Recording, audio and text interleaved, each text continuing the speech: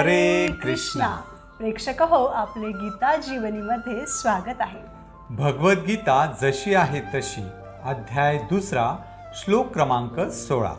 नासतो विद्यते भावो ना भावो विद्यते सतः उभयोरपि दृष्टोऽन्तस् त्वनयोस्तत्त्वदर्शिभिः. भाषांतर. जे तत्वदर्शी पुरुष आहेत त्यांनी असा निष्कर्ष काढला आहे की जे असत म्हणजे भौतिक शरीर आहे ते चिरकाल टिकू शकत नाही आणि जे सत म्हणजे जीवात्मा आहे ते कधीच बदलत नाही. या दोन्हींच्या स्वरूपाचा अभ्यास करून तत्वदर्शी पुरुषांनी असा निष्कर्ष काढला आहे. तर प्रेक्षक हो, सत म्हणजे शाश्वत तर असत म्हणजे अशाश्वत. हे भौतिक जगत जेव्हा असते तेव्हा ते खरे असते, परंतु ते चिरकालासाठी राहत नाही. तसेच हे भौतिक शरीरही अशाश्वत आहे, परंतु ते जेव्हा असते तेव्हा ते खरे असते. जेव्हा आकाशात ढग असतात तेव्हा ते खरे असतात, परंतु जेव्हा त्यातून पाऊस पडतो तेव्हा ते नाहीसे होतात, म्हणजेच ते अशाश्वत तात्पुरते असतात. जेव्हा या भौतिक जगाशी संबंधित गोष्टी दिसतात त्या खरेच असतात, परंतु त्या शाश्वत किंवा कायमच्या राहत नाहीत. उदाहरणार्थ, कोणतीही वस्तू जेव्हा आपण खरेदी करतो तेव्हा ती नवी कोरी असते, म्हणून तिच्या प्रतीची आपली आसक्ती ही खूप तीव्र असते. परंतु जशी जशी ती वस्तू वापरून जुनी होऊ लागते तसतसे तिचे नाविन्य संपुष्टात येते आणि ती जुनी होते. मग आपली तिच्या प्रतीची आसक्तीही कमी कमी होत जाते.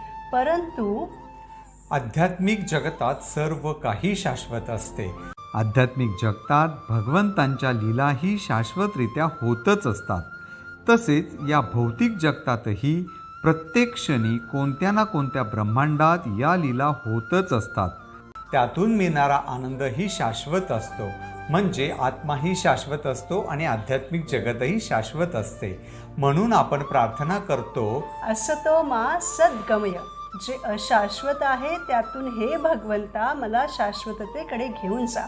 असतपासून सतपर्यंत जाण्यासाठी मला मार्गदर्शन करा. तर अशा सत आणि असत अशा दोन्ही जगताचे ज्ञान आपल्याला असायला हवे असे साक्षात्कारी पुरुषांचे सांगणे आहे.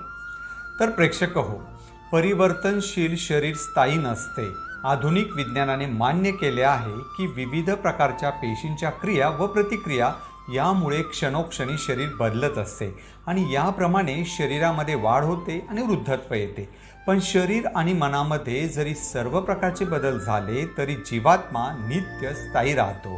स्वभावतः शरीर नेहमी बदलत असते आणि आत्मा शाश्वत असतो. उदाहरणार्थ, मनुष्य जसा एका खोलीतून दुसऱ्या खोलीत जातो तसा जीवात्मा दुसऱ्या देहात जातो. प्रथम श्रेणी, द्वितीय श्रेणी आणि तृतीय श्रेणी असे खोल्यांमध्ये वर्गीकरण असते. तद्वत मनुष्य खालच्या श्रेणीच्या खोलीतून म्हणजे कनिष्ठ योनीतून वरील श्रेणीमध्ये म्हणजे उच्च योनीमध्ये जातो.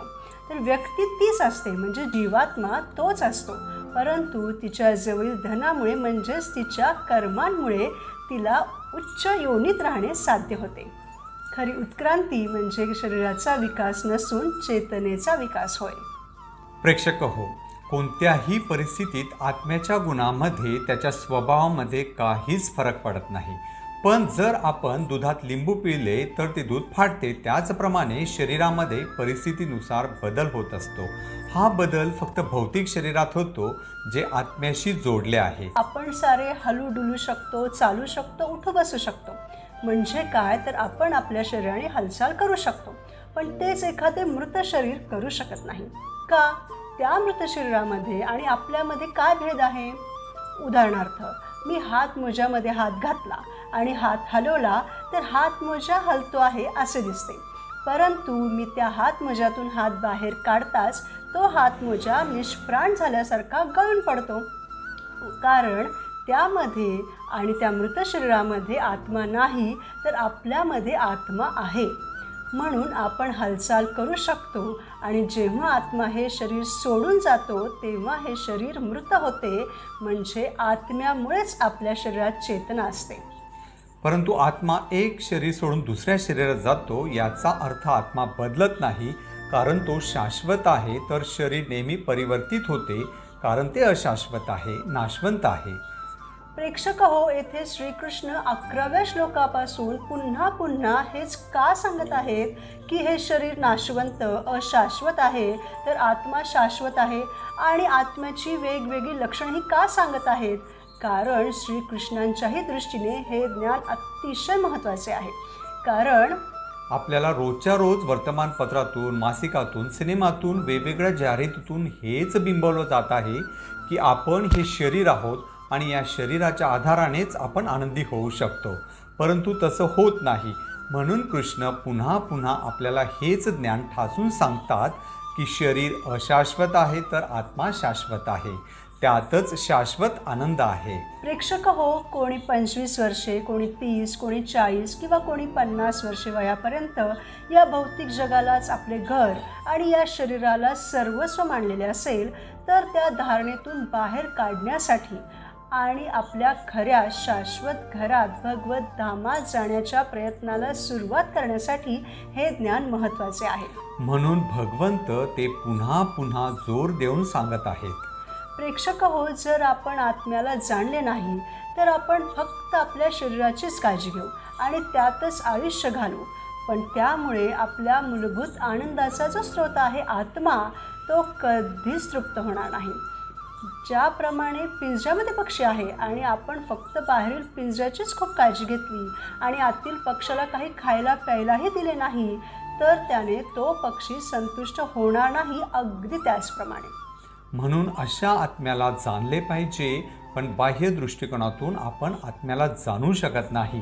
त्यासाठी आपल्याला श्रद्धा आणि विश्वास असण्याची गरज आहे, ज्ञानाची गरज आहे. अज्ञानाने प्रभावित झालेल्या सर्व जीवांना जो उपदेश भगवंतांनी केलेला आहे त्याचा आरंभ येथपासूनच होतो. अज्ञान नाहीसे करणे म्हणजे पूजक व पूजनीय म्हणजे आत्मा आणि परमात्मा याच्यातील शाश्वत संबंध प्रस्थापित करणे, तसेच अंशरूप जीव आणि पुरुषोत्तम श्री भगवान यांच्यातील भेद जाणून घेणे होय. कोणताही मनुष्य प्रथम स्वतःला जाणून घेऊन भगवंतांचे स्वरूप जाणून घेऊ शकतो. जीव आणि भगवंत यांच्यातील संबंध अंश आणि अंशी किंवा अंश आणि पूर्ण यांच्यातील संबंधाप्रमाणे असतो. वेदांत सूत्रे तसेच श्रीमद भागवतात समस्त सृष्ट पदार्थाचे उत्पत्ती स्थान म्हणून भगवंतांचा स्वीकार करण्यात आला आहे. आपण तर फक्त समुद्राचा पाण्याचा एक थेंब आहोत, तर भगवंत समुद्र आहेत.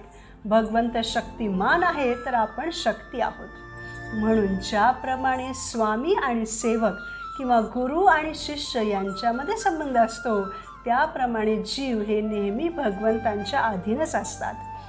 अज्ञानाच्या प्रभावाखाली असे स्पष्ट ज्ञान जाणून घेणे अशक्य आहे. असे अज्ञान काढून टाकण्याकरता आणि सर्व काळी सर्व जीवांना प्रबुद्ध करण्यासाठी भगवद्गीतेचा उपदेश दिला आहे. म्हणून भगवद्गीतेत सांगितल्याप्रमाणे शाश्वत आत्म्यामध्ये आपली गुंतवणूक आपण केली पाहिजे. ती कशी? उदाहरणार्थ, एखाद्या मनुष्याने कंपनी उभारली, त्या कंपनीचे तो शेअर्स काढतो आणि म्हणतो की माझ्या कंपनीचे शेअर्स घ्या. मी खात्रीपूर्वक सांगतो की 1 वर्षानंतर कंपनी नक्कीच नष्ट होईल, तुम्हाला काहीच प्राप्त होणार नाही. तरीही मी विनंती करतो की माझ्या कंपनीचे 1,00,000 शेअर्स खरेदी करा. तर कोणीही बुद्धिमान व्यक्ती त्या कंपनीचे शेअर्स खरेदी करेल का? तर अजिबात नाही. कारण त्याला माहीत आहे की भविष्यात ही कंपनी नाश पावणार आहे. मी जे काही या कंपनीत गुंतवेल ते सर्व बुडेल. म्हणून बुद्धिमान व्यक्ती विचार करते की ही शरीररूपी कंपनी क्षणभंगूर आहे. काळाच्या प्रभावाने हिचं नष्ट होणं अनिवार्य आहे.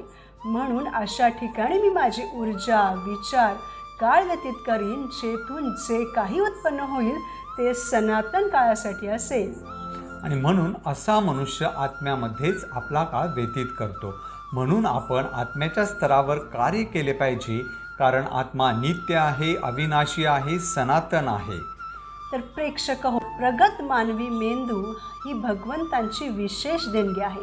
म्हणून जीवनात आनंदी राहण्यासाठी आपण बुद्धीचा सदुपयोग करून नित्य आत्मा आणि अनित्य शरीर यामधील भेद जाणला पाहिजे आणि चेतनेचा विकास केला पाहिजे. पुढील भागात आपण भगवद्गीतेच्या 2ऱ्या अध्यायातील पुढील श्लोकांवर मनन करू. शाश्वत आत्म्याला आणि परमात्म्याला जाणूयात, त्यातच जीवनाची गुंतवणूक करूयात, प्रबुद्ध बनूयात. धन्यवाद. हरे कृष्णा.